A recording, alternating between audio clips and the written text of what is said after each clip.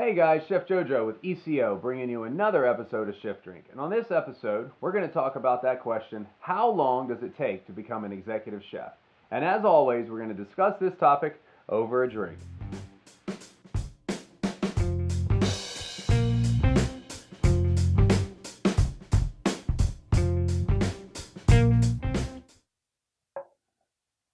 Well, it's a conversation and a question that I can't really take credit for.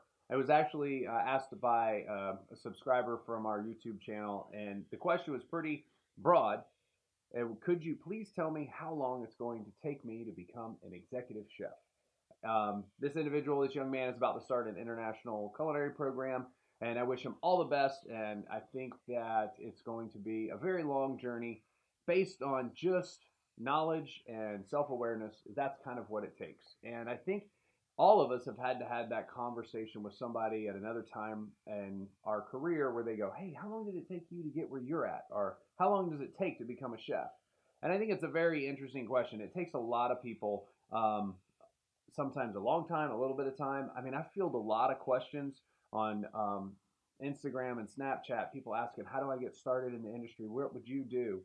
And as always, so that's a good probably segue. If you get the moment, you can always subscribe to us on YouTube. You can hit the little bell if you want to get a notification. You can follow us on Instagram, Snapchat, Twitter, or Facebook, where you can keep up with a lot of the specials that we might be running on some of our gear, or if you have any questions, because that's kind of what this whole platform is all about. You and I and the audience, we all have this dialogue. So there's a lot of things that, a lot of topics I didn't think we'd be talking about that we have lined out for future episodes, just from people sending questions in. So I really, really appreciate that. The support has been outstanding. But back to the actual question, how long does it take to become an executive chef? I think the first thing we need to talk about is knowledge.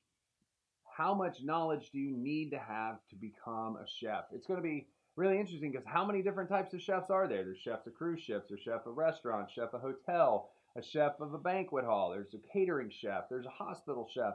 All of these avenues have a different nuance to it, and it depends on where you kind of start. Like, I started out in restaurants. That's all I wanted to do, was own a really high-end gourmet restaurant that served maybe 150 people a night. I just wanted to like to do two turns and the 80 tops, the 80 seats. That was my goal, right? And then I found myself working in arenas and just kind of like loving the craziness. So I found that I really enjoy high volume, but you don't just become the executive chef of, say, the Honda Center in a couple of years. You really got to kind of like figure out volume and finesse and all these other things, how to get other people to do it. But we all start in the same place. We all start at the beginning where we try to figure out how to make food, make a lot of it, make it quickly, and make it consistently. Now, that could be in a banquet area sometimes, but the majority of us, I feel like we start out maybe on the line somewhere in a small restaurant that gave us the opportunity to work. Typically, you start out on the pantry station where you're making salads and appetizers. And then as soon as they trust you after that, and then for me, I think the pantry station is one of the hardest stations because you get hit with the apps, the desserts, and sometimes you're doing setups for the guy on saute or grill. So you have a lot of things going on all at once. So it's a good starting point. So you get to learn how to like work tickets and do your time, like get your timing right and work fast and multitask. So I think it takes a good year or two before you even become confident on the line.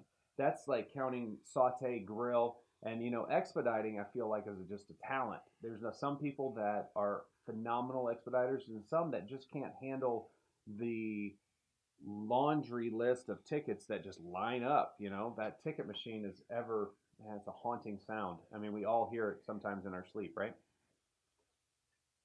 So let's say you've mastered or you've gotten really good at working the line. You can work the grill, you work saute, you can work a lot of tickets at once, and you walk into just about any kitchen and you feel comfortable. I think that takes at least 3 to 4 years. When you look at someone's menu, you walk in and you're like, okay, what do you need me to do?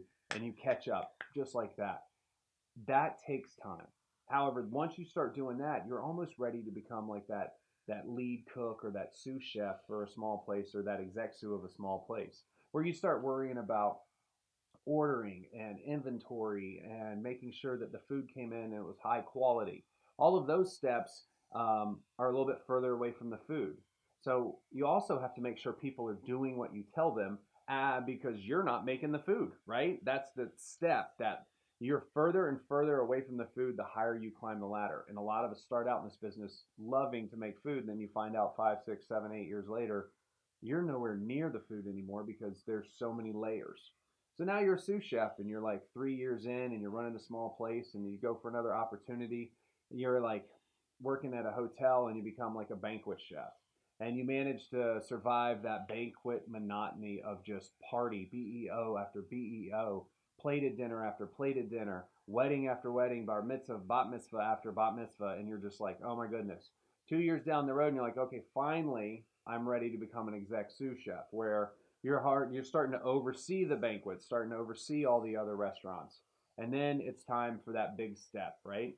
And you're probably 6 years in, and it's 7 years in, and somebody's giving you the opportunity to run a small restaurant or hotel, right? Like you jumped over 7 years later, you're not running the 400 room hotel. You're like, ooh, I got an opportunity. Small boutique hotel, 210 rooms.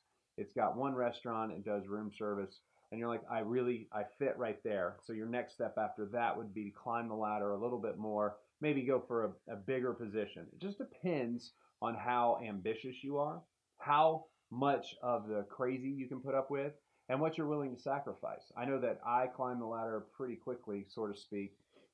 I mean, I was in charge of a restaurant before I even graduated school. And you know what? To be honest with you, sometimes I look back on that and it was like the best experience I ever had. But I also probably, if it wasn't for the partner chef that I had, I would have had no business running that thing. None whatsoever.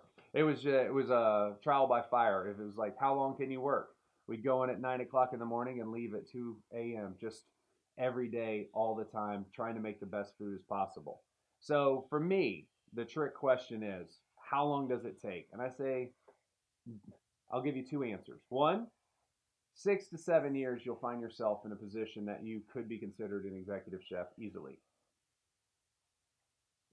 The caveat to that is, I think it takes a little bit longer for you to feel comfortable in your skin in certain positions. Like, when I was running Churchill Downs, it took a little while. It wasn't like an overnight, I feel comfortable that I'm in charge of this huge event or this huge property.